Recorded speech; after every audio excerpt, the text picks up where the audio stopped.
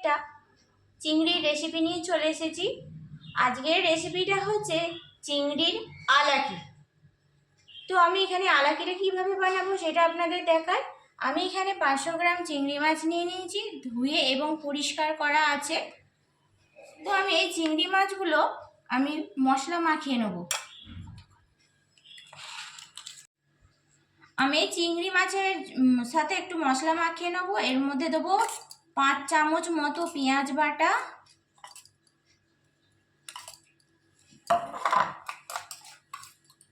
রসুন বাটা দেবো 2 চামচ, আদা বাটা দেবো 3 চামচ,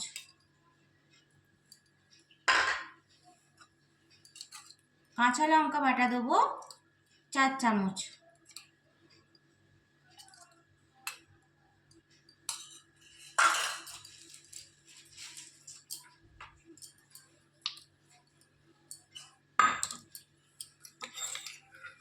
দু চামচ টক দই দেবো,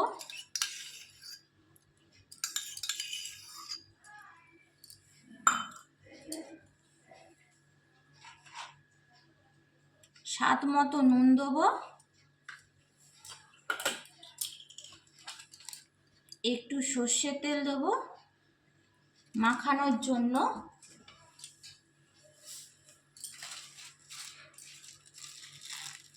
1 চামচ মতো জিরে গুঁড়ো দেবো,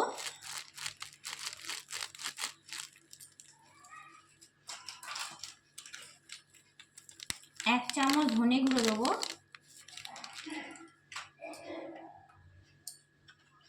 আর সামান্য পরিমাণে একটু হলুদ গুঁড়ো।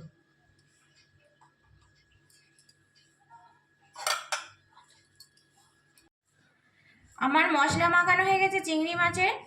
এই মশলা মাখানো চিংড়ি মাছটা আমি পুরো আধ ঘন্টা রেখে দেবো, তারপর আমি এটা রান্নার জন্য তৈরি করব। তো আমি এই চিংড়ি মাছটা করব ঘি দিয়ে। আমি এই হাঁড়িটার মধ্যে, মাটির হাঁড়ির মধ্যে ঘি দিয়ে দিলাম। তো আমি এই রান্নাটাও করব কিন্তু মাটির হাঁড়িতে। আমার যতটা পরিমাণে ঘি লাগবে সেই পরিমাণ অনুযায়ী নিয়ে নিয়েছি। তো আমি এখানে 6 চামচ মতো ঘি নিয়ে নিয়েছি।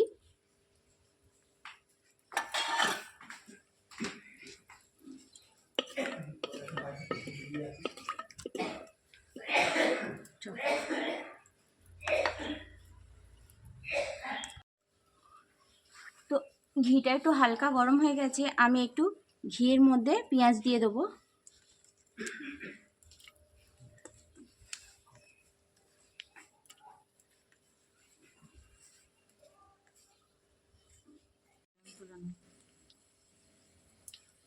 তো এবার আমি ঘিটা দিয়ে পেঁয়াজটা ভেজে নিয়েছি এরকম করে লাল লাল। আমি এই পেঁয়াজটা তুলে নেব হাঁড়ি থেকে, ভাজা পেঁয়াজগুলো। আপনারা কিন্তু এরম করেই পেঁয়াজটা ভাজবেন।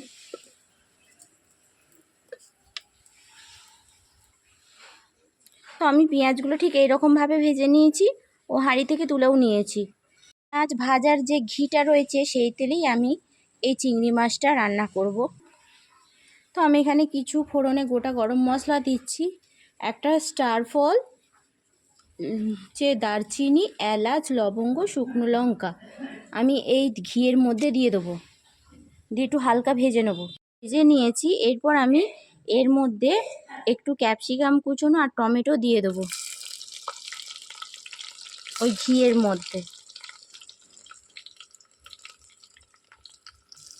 ক্যাপসিকামটা টমেটোটা খুব বেশি ভাজবো না, একটু নাড়াচাড়া করে নিয়ে আমি মশলা মাখানো চিংড়ি মাছগুলো দিয়ে দেবো এর মধ্যে। তো আমি মশলা মাখানো চিংড়ি মাছগুলো এর মধ্যে দিয়ে দিলাম হাঁড়ির মধ্যে, দিয়ে বেশ কিছুক্ষণ নাড়তে থাকবো। চিংড়ি মাছটা একটু নাড়াচাড়া করে এর মধ্যে 5 কোয়া রসুন ছাড়ানো দিয়ে দিলাম এই মশলার মধ্যে।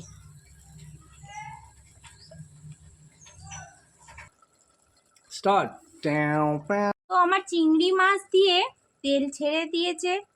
এবার আমি যে ঘিয়ে ভাজা পেঁয়াজটা রেখেছিলাম আমি সেটা দিয়ে দেবো এর মধ্যে, একটু নাড়াচাড়া করে নেব।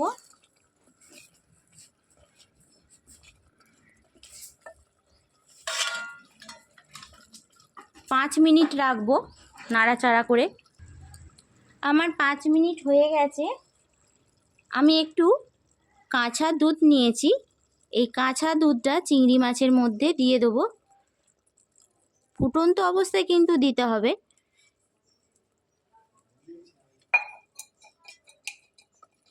কিন্তু নারকেলের দুধ কিন্তু এখানে দিলে হবে না, এটাকে গরুর দুধই দিতে হবে কাঁচা অবস্থায়।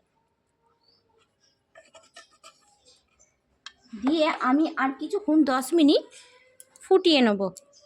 তো আমার চিংড়ির আলাকি পুরো তৈরি হয়ে গেছে। আমি এর মধ্যে একটু ভাজা মশলা, যে গরম মশলাটা ভেজে রেখেছিলাম সেইটা দিয়ে দেবো, আর একটু অল্প পরিমাণে একটু ঘি দিয়ে দিলাম। তো আমার চিংড়ির আলাকিটা কার কার ভালো লেগেছে কমেন্টে জানাবেন। আমার চ্যানেলটা সাবস্ক্রাইব করে আমার পাশে থাকবেন, আর ফেসবুক থেকে যারা দেখছেন আমার চ্যানেলটা ফলো করবেন।